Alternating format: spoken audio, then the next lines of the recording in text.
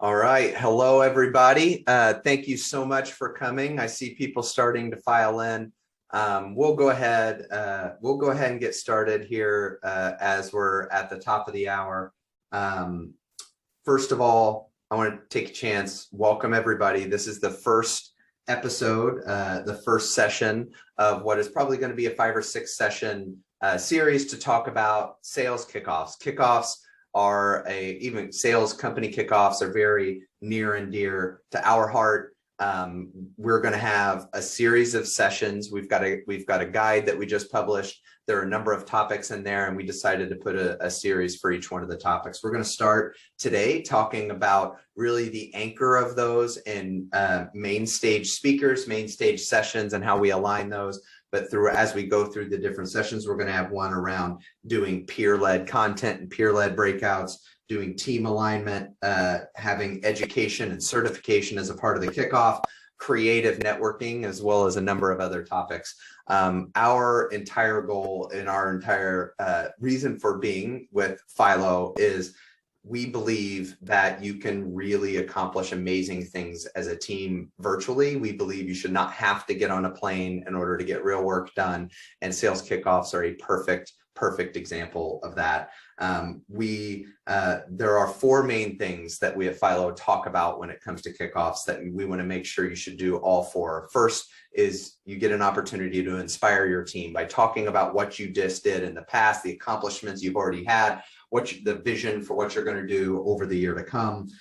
Second, inform and align. So there's information you need to get out, not only get it out there, but taking the time to not just tell them, but what work do you do during the session to align everybody on the same page so that coming out of the kickoff, you're all pointing in the exact same direction. And then fourth, one that gets overlooked a lot virtually, and we don't believe it should, is preparing your team. So what are you doing to give them an opportunity, not just to consume content, but get them an opportunity to practice, work with one another, start to engage with one another about the direction for the year to come. As we talked about today is around Mainstage Speakers and Mainstage presentations. We are incredibly lucky and blessed to have Brian Neal join us for this conversation. Brian Neal from Blind Zebra, who knows more about this space, has probably forgotten more about this space than what I'll learn throughout my entire career. So we're incredibly lucky to have you with us. Awesome. Thanks, Matt. This is really great. I love, and as any good speaker or coach does, you're constantly learning. I just wrote down your 4 things here. I'm like, I got to weave this in, a little framework for me to steal. So I always give credit though. I steal ideas. I'm thrilled. Love steal what you're away. doing. There's no better form of flattery than stealing. So amen. Steal away. No problem at all. I'd like to kick this off with a bit of an icebreaker. By the way, these are going to be pretty short, 15, 20 minutes. Yep. So let's make this fun, as interactive as possible. For all those attending, submit questions. It is going to be short, but we're going to have a period at the end to make sure that we answer questions, and we'll follow up with those. So submit those as we go through. As a bit of an icebreaker, main stages can go really, really well. They can also be incredibly painful. So what I would love to just ask is, as you've seen a lot of these throughout your career, what is the best and what is an example, you don't have to name names, of the worst that you've seen a main stage speaker be for something like a kickoff? Naming names is so tempting, but I probably should. You know what? I'm going to name the name of the best, and I'm going to leave the name of the worst out because it was me. It was the best. And I've only seen this person on video, but I was shocked. There's a guy named Roy Firestone. Roy Firestone was an ESPN sports anchor desk guy. And I was doing some keynote speaking research for myself to try to better myself. And I found this video of Roy doing a keynote, and he comes out and he's like, there's music playing, and he comes out, this person's singing like a Broadway singer. And I thought, well, this is kind of weird. This is Roy Firestone, sports guy. It was him. This guy is an amazing, amazing performer. And he does such a good job of weaving in music, entertainment, thoughtful experiences, cool sports stories, and that sort of thing, and tactical, usable stuff. One of my favorite speakers, bar none, for sure. I do have a worst story where I was the worst, where I actually, I had one of those deals where the people were leaving. They're like, don't call us. Like literally this guy yelled out his window, like, don't call us. And he, we'll call you. So it was just cliche and cheesy, but he did. It was really bad. But I went to one a little while ago. This is a good lesson for people. I was the MC at an event of like 900, mostly developers and project managers. So Matt, you're in the IT space. So, there's a stereotype there, very process oriented, thoughtful, not like a bunch of sales gregarious. And I was to introduce the keynote speaker. So she gave me her bio and I looked at her, I'm like, why is she even here? So, and she came up to me, she was a former project manager, but she was talking about a combination of just her life travel experiences, and all she really did, I'm not dismissing, was just travel around the country, or the world rather, to different places. But she said she was an international DJ, and she made me say, she goes, when you introduce me, make sure you say internationally known DJ. And I'm like, okay. And so she got up there and she's telling these stories about her DJing in Ibiza and Monaco and France. And these people were sitting there going, what the hell is happening here? And she's playing music and no one gets it. And then at the end, you're like supposed to clap, and no one really wanted to clap. And this group too, they're developers. They're kind of like refusing to clap. There's like 600 people. It was like 8 people clapping. I felt so awful. And I had to introduce her. It was really bad. I'm gonna leave her name out. It's terrible. It's amazing, right? It's like sometimes you'd rather have nobody clap than when there's in a room of 600. It just feels like if you get tipped 50 cents instead of somebody just forgetting to correct. Really yeah, I've seen a number of just really good ones. I mean, you mentioned like people who do things from inspiration to ones who are more around a specific topic and teaching a lesson. I mean, on the inspirational side, I was at one with Amy Purdy, who was phenomenal, who was awesome. A woman who had disease and had both her legs amputated, and then one dancing with the stars. Like, just from an inspirational story, she was so good, and I had everybody ready to run through walls afterwards. To I mean, a good friend of mine that you may know, a guy named Todd Capone. Oh yeah, he has a talk around negotiation, and then the energy and the knowledge that he brings is so good as well. I mean, all the way to internal speakers, like another good friend, Scott McCorkle, from an internal speaker perspective, to stand on stage, he could get everybody excited about a product like nobody I've ever seen. The worst ones, these are always kind of hard, is when you have a customer that gets up there, things can go really, really well, or things can be tough. And I was at one where we had a customer getting up and we were so excited about him, and we kept trying to prep. He's like, oh no, I got this. And he decided to start drinking early. So yeah, he got up, ended up being about 15 minutes of rambling and good and bad things with the product. Talking about support issue. It was tough, but those can always go sideways when you want that blow dart to try to get somebody off. Hence the importance of what we're talking about today, of the prep and the plan, because this is so critical. To me, as a sales leader, a VP of sales, a chief revenue officer, a sales enablement director, VP, there's so much at stake in these kickoff meetings with these speakers. They can make or break you one way or the other. And I think sometimes we just checklist the speaker. So we go, oh, we need a keynote speaker. Okay, Google keynote speakers for sales kickoff. And then we don't put much thought into it. So I'm really glad to hear you developing this content for the audience here, the people who are planning the meetings, to pick right. You got to pick right. So along those lines, I mean, if there were 2 topics I'd love to get in before we get to questions and get your perspective on, is one, you say about the importance of picking right. What should you be considering? Where do you go? What do you do? And then the second topic we'll get into afterwards is, once you do pick one, how do you prep and figure out and think through how that fits in with everything else you're doing? But yeah, I would love your perspective on. That's good. Right. Well, the first is there's beauty in the question, because I think the questions you just asked me are great framework for anyone who's planning a sales kickoff. Most of these occur in the first quarter. So this is the booking time. So a lot of you listening to this or watching this are saying, oh, I'm in this mode right now. And that idea of what do I, how do I go through the process? And secondarily, then once I pick them, how do I make sure that I get exactly what I want to have happen? So let's go through the picking part first. I think it's very good. It's not good. It's critical to ask yourself, as the planner of the meeting or the host of the meeting, the CRO, whatever, 3 questions. 3 questions you should always ask. And some of you have heard these things because I didn't make these up, but they just work. And I wrote them down. I do some whiteboard stuff, Matt. Isn't this clever? This is the high technology of Blind Zebra, right? And I always read the whiteboard to people. I tell them that. What do you want everyone to learn? So there's something that I learned. I learned this tool, this idea, this thing. I always try to share when I'm talking to groups some sort of tool that I love, even a tech tool, something like a Philo. Like if you haven't checked this out, these are friends of mine. I'm not affiliated with them other than they're friends of mine. Go check them out. People write that down. They go check it out. And if it's good, they like it. What do you want people to learn? What do you want them to go do? Every keynote speaker talks about this. I'll speak for myself personally. I actually do stuff in the keynotes that I give.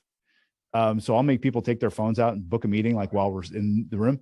But you need to talk about what do we want people to do? And then most importantly to me is how do you want them to feel? Everyone's heard about what Maya Angelou says, that they'll always forget, what you did, treated, whatever she says. But then she says, they'll always remember how you made people feel. And so as the planner, you have to get really clear on these things. Now, you don't have to do it specifically. Like I want them to learn, how to graph an equation. It's not super specific, but I want them to learn 4 takeaways or 2 sales tactics or anything. I want them to do these things. I want them to set a meeting. I want them to buddy up with someone for a practice session. I want them to feel inspired, uplifted, and appreciated. And if I can start there, then when you go to pick your speaker, you share this with the speaker. The speaker should be really clear then to say, I think I'm your person, or I could be your person, or hopefully in the right situations, the speaker will go, I'm not your person. So Matt, if you came to me and said, hey, Brian, I want the team to learn how to code in, this particular coding language. And I want them to do it while we're sitting there. And then I want them to feel smarter. I'm like, I'm not your guy. All right. I can't do that, but other things I can. So that's the first step, is the how to learn, do, feel, and get really clear on that and share that with the potential speakers that you're talking to. Are those things where in your mind, a single speaker versus multi-speakers or multiple speakers, right? So would you go in and say, well, you need to think through all 3 of those, or have an answer for all 3 of those for every single person you go out to? Or you say, you know what, our CEO is going to come in and talk about what do we want people to learn? And then we're going to have totally making this up, our chief product officer is going to come in and have people start to do something. And I need the layer in a speaker to do the feel. It's a great question. See, Matt and I are both from Southwestern Indiana, but he went to a better business school than I did. So I went to Indiana. He went to Duke, I think, right? You're a Purdue guy, so I'll you're Purdue. That's right. Never mind. From an undergrad. So yeah. Exactly. So it's a good question is the point. You got me stumped, and I went to just a little IU. I'm going to say I would recommend everyone try the framework. If you can't get there, you can't get there. So if you're in a breakout session where you're learning how to use Concur as your expense program, how do you want them to feel? Well, everyone might feel a little irritated when they use Concur for the first time. That's not a rub against Concur, but that, it's expense stuff for a sales team. But try it anyway, because maybe you do want those people to feel like, hey, doing my expenses isn't as bad as I thought it would be. It's actually not as bad, right? And so I would recommend you use it for everybody. And the more I'm talking out loud, this might be helpful to your internal speakers, who aren't professional speakers by their job, and it helps them frame up, oh, this is really okay. So then they can design their program around these 2 things: learn, do, feel. Good question. Yeah, I love that. I didn't expect to go in that direction, but to apply that to every single session, right? Yeah. Between breakouts, even from an individual team leader perspective, as we get into some of these sessions and talks later on around how do you use it for true team alignment, doing that within your team is just an incredibly good exercise. What do you want? Learn, do, and feel. Yes. So love that. Yes. A question I have then, and we talked a little bit about prep of the speaker, even before you sign an agreement. Here's what we want to get out of the speaking arrangement. Are you the right person or not? When you bring somebody on board, how do you think about not only prepping the speaker, but how do you integrate that session throughout? If it's 8 hours, 2 days, 5 days, how can you kind of take a theme and pull it through? Yes. Yeah. And you just gave me, so that's the first answer. And this is where, the best speakers will pull this from the client. So if you're planning a meeting and you're dealing with a really good speaker, they should pull these things. And then some of them won't. Some of them stay really busy. Some speakers, are so booked, they almost don't have time to breathe between speeches. And so good to feed this to them proactively. So you hit the first answer I would have is I always want to be very clear on the theme of the entire week, not just my speaking slot. And so, and sales kickoffs have all sorts of themes, right? Like get her done and, win the day or whatever. I want to make sure that I tie that into whatever I'm going to be talking about. So if you're hiring a speaker, make sure they know what the theme is.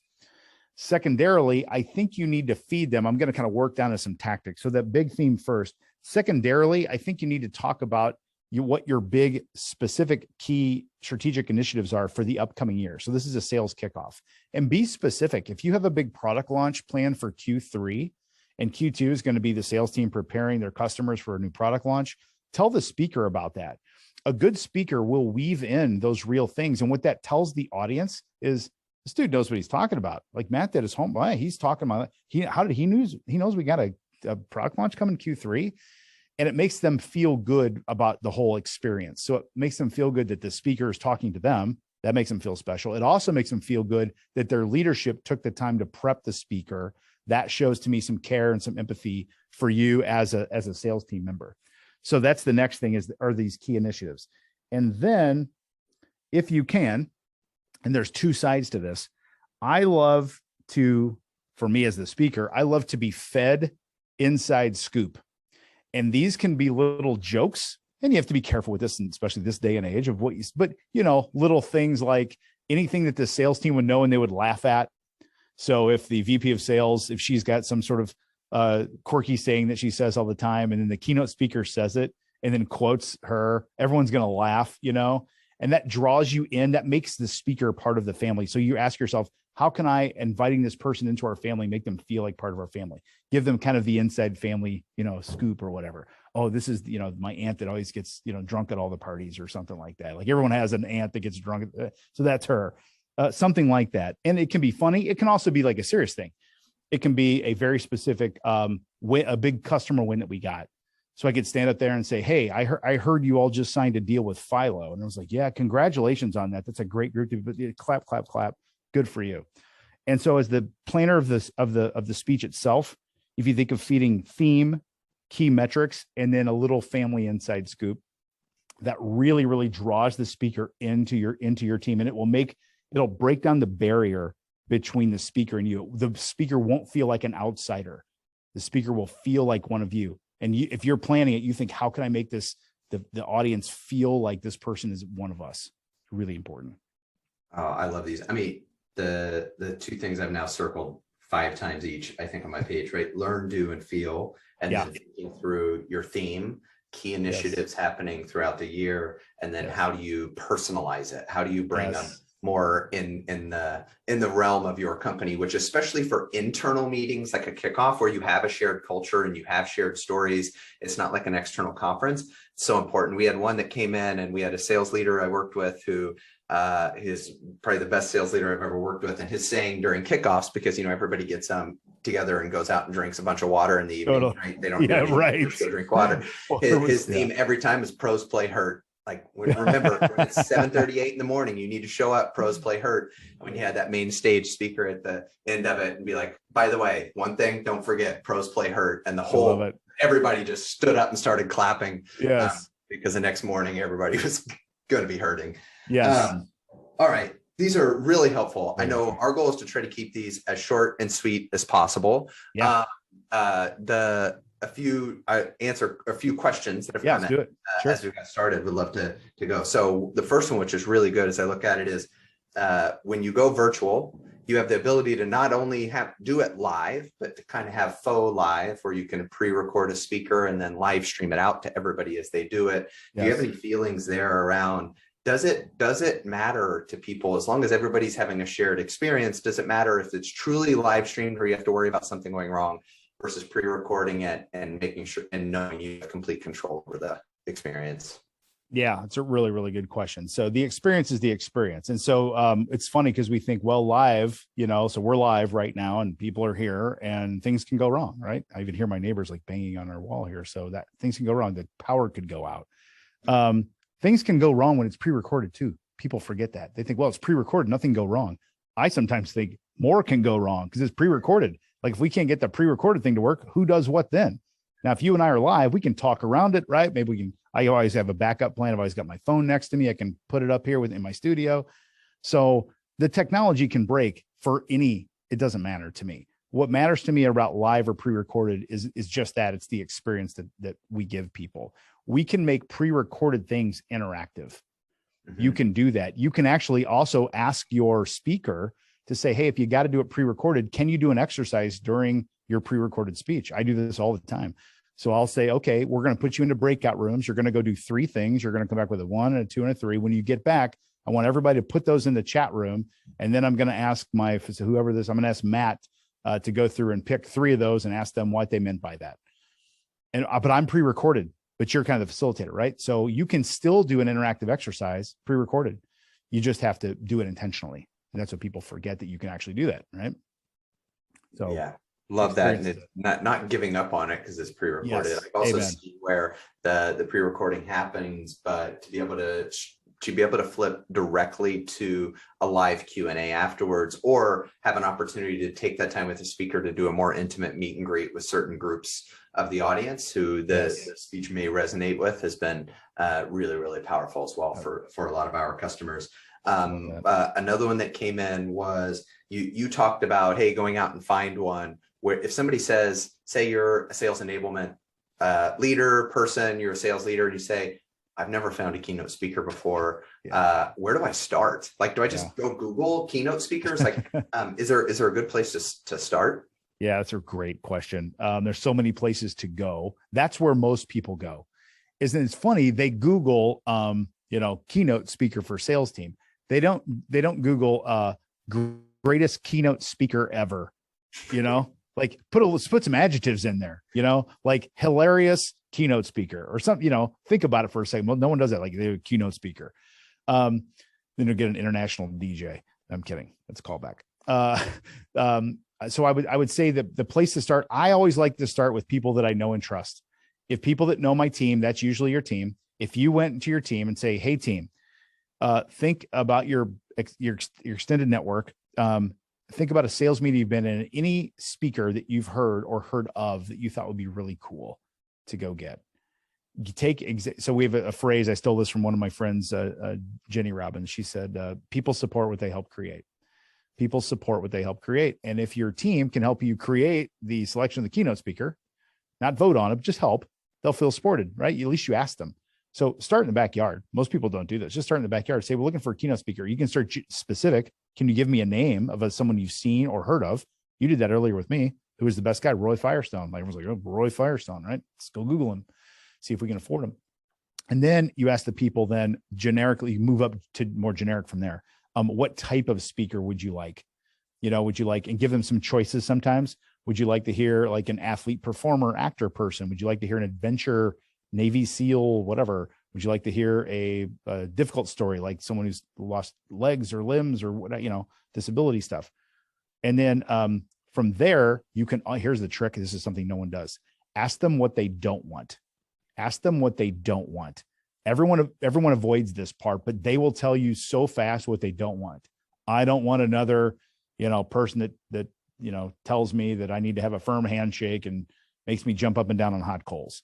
I don't want that. I don't want Tony Robbins, or I don't want, whatever. That's not against Tony, but guy's doing okay for himself, but you know what I'm saying? So it's ask them what they want in specifics, right? And then work up and ask them what they don't want. Ask them what they don't. Absolutely love that.